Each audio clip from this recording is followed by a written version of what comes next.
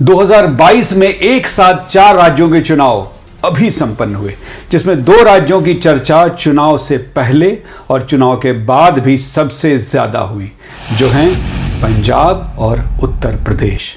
आज बात होगी इन्हीं 2 प्रदेशों की कि सरकार बनने के बाद सरकार का क्या था पहला फैसला और भविष्य में इसके क्या होंगे मायने। आज इसी पर करूंगा विस्तार से बात। आप देख रहे न्यूज जरा हटके और मैं हूं आपके साथ सुजीत कुमार। 10 मार्च, जब तक वोटों की गिनती खत्म नहीं हो गई थी, पूरा देश इन 2 राज्यों पंजाब और यूपी के परिणाम पर नजरें गड़ाए बैठा था। फर्क नहीं पड़ता कि वो इस प्रदेश से संबंध रखते हैं या नहीं। अंततः पंजाब में आम आदमी पार्टी और यूपी में भारतीय जनता पार्टी की सरकार बन गई। सरकार बनते ही दोनों के कैबिनेट ने सबसे पहला फैसला जो लिया, आज करूंगा मैं उसी पर बात। सबसे पहले पंजाब कैबिनेट का पहला फैसला आया कि वो युवाओं के लिए 25,000 नौकरियां निकालेंगे। उसके बाद यूपी कैबिनेट का पहला फैसला आया कि मुफ्त राशन मिलने की मियाद यानी समय सीमा बढ़ा दी गई है। अब यह राशन मुफ्त में अगले 3 महीने तक और मिलने वाला है।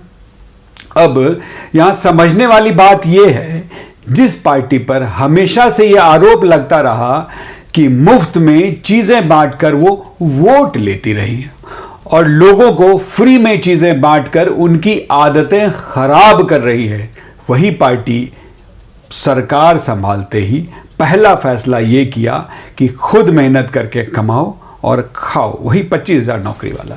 सरकार सिर्फ कमाने का रास्ता दिखाएगी, जबकि आम आदमी पार्टी पर फ्री की आदत लगाने के आरोप लगाने वाली भाजपा सरकार बनते ही फ्री की मियाद बढ़ा रही है। जिस यूपी में वहां के विद्यार्थी बस इसलिए आंदोलनरत थे कि सरकारी विभाग में वैकेंसी सालों से खाली पड़ी हैं, लेकिन नियुक्तियां नहीं आ रही हैं, उसी यूपी की कैबिनेट ने उनसे कहा कि तुम्हें वेतन चाहिए पेट पालने के लिए ना, ये लो, पेट पालने का इंतजाम मैंने कर दिया है, अब नौकरी भूल जाओ।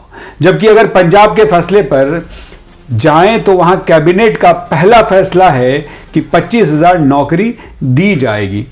मान लिया जाए कि यूपी सरकार भी अगर इस तरह का फैसला ले लेती और कम से कम प्रति व्यक्ति वेतन अगर 40,000 रुपए भी देती और पंजाब की तरह 25,000 लोगों की नियुक्तियां निकालती, तो अपने पूरे कार्यकाल में यानी 5 साल में इनके खर्च होते 600 करोड़ रुपए।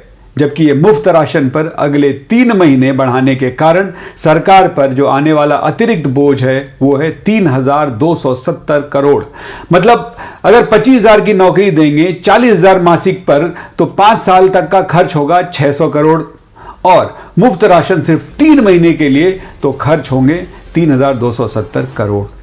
और अगर 25,000 की जगह 1.25 लाख लोगों को रोजगार दिया जाता, मान लिया जाए ऐसा अनाउंसमेंट सरकार करती और महीने का 40,000 ही वेतन इनको देते, तो 5 साल का खर्च होता 3,000 करोड़। फिर भी 3 महीने के मुफ्त राशन की रकम से 270 करोड़ रुपए कम। यह अलग बात है कि लाभान्वितों की संख्या में बड़ा अंतर आता, लेकिन आत्मनिर्भरता की बात करने वाली सरकार कम से कम दया याचना से आगे बढ़ाकर इन्हें स्वाभिमानी तो बनाता। माना मुफ्त राशन की सुविधा भी कई परिवारों के लिए जरूरी है, तो बचे हुए 270 करोड़ में असल जरूरतमंदों को चिन्हित कर उन्हें लाभ पहुंचाया जाए। क्योंकि अनियमितता इतनी है कि संभ्रांत परिवार के लोग भी मुफ्त राशन का मजा उठा रहे हैं। ये अपने गांव और घर मोहल्लों में भी देखा होगा। अगर यूपी सरकार के कैबिनेट का पहला फैसला 1.25 लाख लोगों को नौकरी देने का होता, तो जरा सोचिए कि इस फैसले से 1.25 लाख युवकों के अलावा उनके पूरे परिवार में, जिसमें कम से कम 5 से 6 लोग होते हैं, यानी 70 लाख से 1 करोड़ तक लोग लाभान्वित होते, जो कि स्वाभिमान की जिंदगी जीते। मैं कभी मुफ्त राशन के खिलाफ नहीं हूं, लेकिन राशन के साथ साथ बेरोजगार युवकों की नौकरियों का ख्याल करना भी सरकार का ही काम है। ये उन्हीं की जिम्मेदारी है, जो पिछले कई सालों से लग रहा है सरकार अपनी इस जिम्मेदारी को बखूबी निभाने में असमर्थ है। तो आपको कैसा लगा ये वीडियो जिसमें हमने तुलना की कि मुफ्त राशन और नौकरियां दोनों के बीच हमने एक तुलनात्मक वीडियो बनाया था आपके लिए। तो आपको अगर वीडियो अच्छा लगा तो प्लीज़ इस वीडियो को लाइक कीजिए, और अगर आपको लगता है कि ये वीडियो दूसरों तक भी पहुंचना चाहिए तो अपने दोस्तों के साथ इसे शेयर कीजिए। और हाँ, मेरे मित्र, मेरे दर्शक जो अभी तक मेरे इस चैनल को सब्सक्राइब नहीं किए हैं तो प्लीज़ इस चैनल को सब्सक्राइब कीजिए और साथ ही बेल बटन ज़रूर हिट करें, क्योंकि इससे हर अपडेट आप तक सबसे पहले आएगा। चलिए मिलते हैं अगले वीडियो में, तब तक के लिए नमस्कार।